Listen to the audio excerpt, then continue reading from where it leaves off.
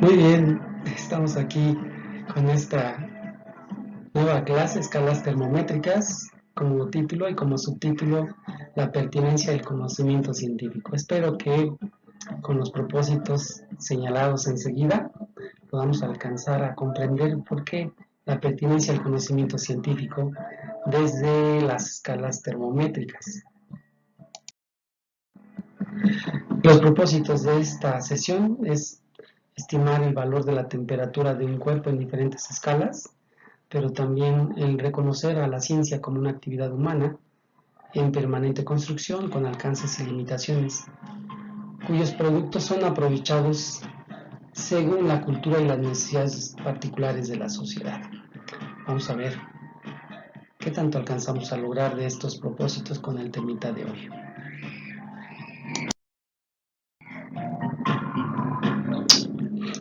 Primero decir que estamos en una situación histórica en cuanto a esta generación que nos está tocando vivir. Vivimos una situación muy particular de aislamiento social, de crisis de salud por una pandemia que nos está atacando, pero que se nos están recomendando ciertas acciones para tratar de reducir sus efectos. Aspectos básicos como la higiene, un estornudo de etiqueta, un distanciamiento social, son importantes para prevenir la enfermedad y para detectarla y evitar mayores contagios y atenderse a tiempo. Hay una serie de síntomas y todos tienen que ver, todos ellos, con la lectura de la temperatura corporal. Cuando esta temperatura anda en el rango superior a los 36 grados, a los 38 grados, considerada ya como una fiebre, puede ser un síntoma de esta enfermedad. Y bueno, ahí es donde está precisamente la clave del tema de hoy, su dimensión y su importancia social. La importancia de la toma de lectura de temperaturas para prevenir, para atender la enfermedad de manera eficiente. Para eso nos estamos valiendo de tecnologías muy avanzadas. Las últimas tecnologías son las de cámaras termográficas, pero también termómetros infrarrojos que permiten lecturas a distancia de la temperatura corporal, poder identificar de esa manera si alguna persona sería potencial portadora de este virus y de esa manera generar un área de restricción de la persona o también un área de atención de la persona de ser necesario para poder atacar la enfermedad si es que la persona resultara positiva en cuanto a la infección. Es pues entonces importante el tema de la lectura de la temperatura desde esta dimensión.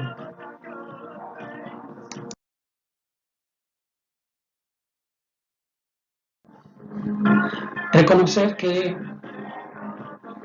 la temperatura como fenómeno físico ha evolucionado a lo largo del tiempo en dos vertientes que se van sumando, se van tejiendo una y otra, pero que si la viéramos por separado, podríamos decir que por un lado se han establecido una serie de escalas de medición de la temperatura, pero por otro lado y de forma simultánea se han creado instrumentos de medición de temperatura precisamente para conocer sus valores y de ahí hacer predicciones, de ahí generar estrategias de atención, etcétera.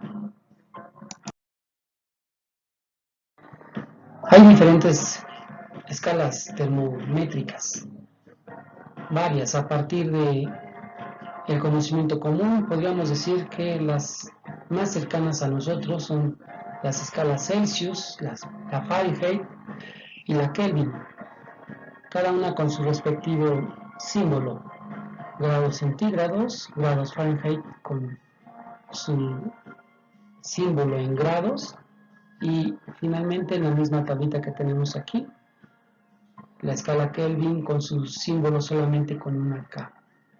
Para cada una diferentes criterios para establecer como referencia cada una de estas escalas, desde criterios como las características del agua, temperatura de congelación y de ebullición, pero también para la escala Fahrenheit, el punto de congelación como temperatura más baja de una mezcla de agua congelada con cloro de amonio, y como temperatura más alta como referencia dentro de la misma escala, la temperatura corporal de una persona sana.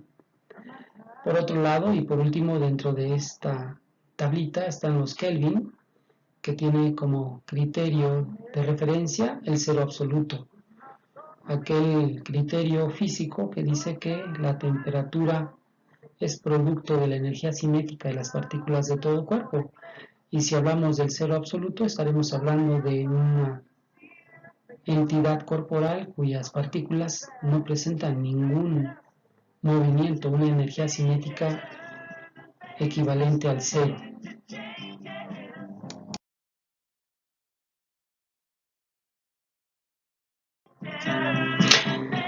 Hablemos de Daniel Gabriel Fahrenheit. A este personaje importante de la ciencia le toca vivir, crecer dentro del ambiente de la primera revolución industrial, dentro del ambiente de la ilustración. Esto es entre los años 1700 y 1890, prácticamente 1900. A los 15 años, Daniel Gabriel Fahrenheit, por necesidad familiar, sus padres mueren prematuramente.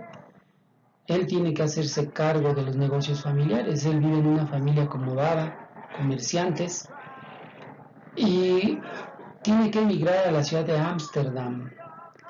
Ámsterdam en aquel entonces era el epicentro de la vida comercial, mercantil de aquella época.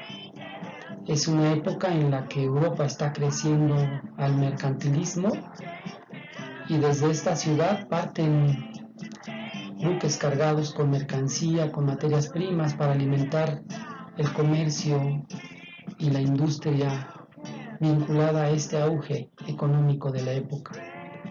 Fahrenheit, dentro de ese ambiente, se forma, y en aquella época también Ámsterdam era centro de la creación de invenciones relacionadas con instrumentos de medición científica. Él está creciendo ahí y se vincula a estos ambientes haciendo sus propios desarrollos. Él crea el primer termómetro de alcohol en 1709, el primero de mercurio en 1714.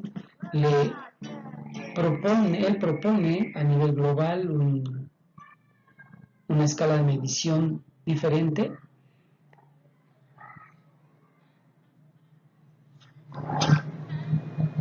y propone que estos termómetros estén graduados para saber de qué temperaturas estaríamos hablando. Establece esta escala termométrica que ahora conocemos como escala Fahrenheit, y él también desarrolla el primer termómetro médico graduado. La Fahrenheit es utilizada hoy en día solamente en Estados Unidos, en las Islas Caimán y en Belice. En pocos lugares es utilizada esta escala.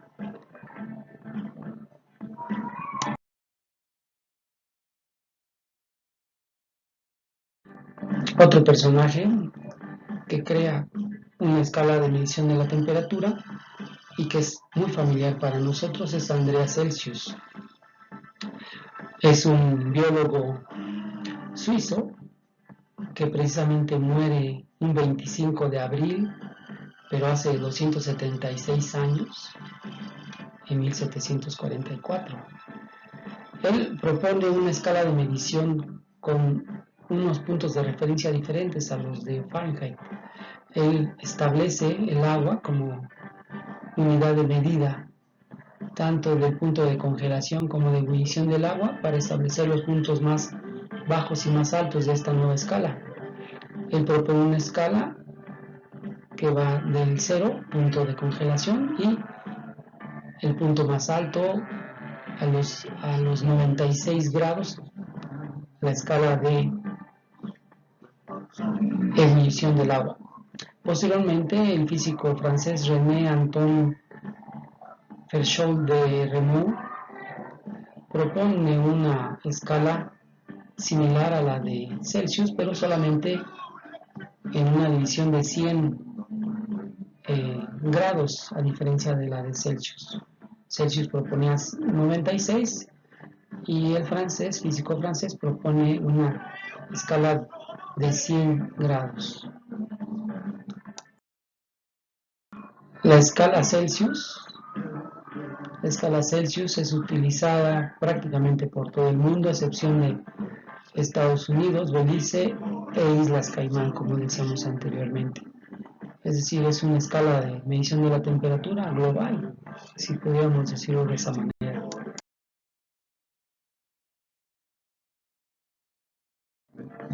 De estas escalas de medición de la temperatura, hablemos ahora del señor William Thomson, Lord Kelvin.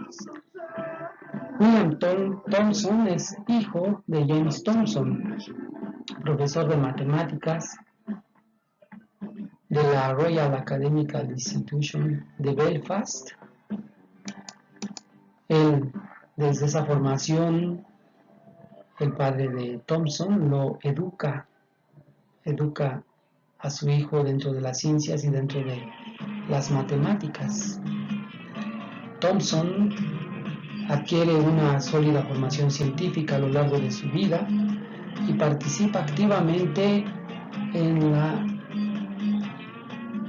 ciencia física, estableciendo diferentes estudios, investigaciones, etc. En 1848 propone la escala absoluta de temperatura, como se conoce la escala Kelvin o de valor 0, y esta escala de temperatura, como veremos, ha sido adoptada por la ciencia y ha sido incluida en el Sistema Internacional de Unidades. Aquí vemos una tabla donde hay magnitudes, unidades y sus símbolos, y dentro de las magnitudes está la temperatura, cuya unidad es el Kelvin y cuyo símbolo es la K. Esta unidad de medida de la temperatura es el que ha adoptado la ciencia en razón de que es un valor físico, y la física, desde el concepto de la teoría cinética de las partículas, lo adopta como una unidad necesaria para la medición de cualquier fenómeno físico. Obviamente se hacen en diferentes escalas de medición los trabajos científicos, pero posteriormente se tiene que hacer un trabajo de conversión de los respectivos grados centígrados de Fahrenheit a Kelvin para poder hacer los reportes respectivos a la comunidad científica. Bien, esperamos que con esto nos haya quedado un poquito claro el panorama de las escalas de medición de la temperatura. Muchas gracias, nos vemos en la siguiente entrega.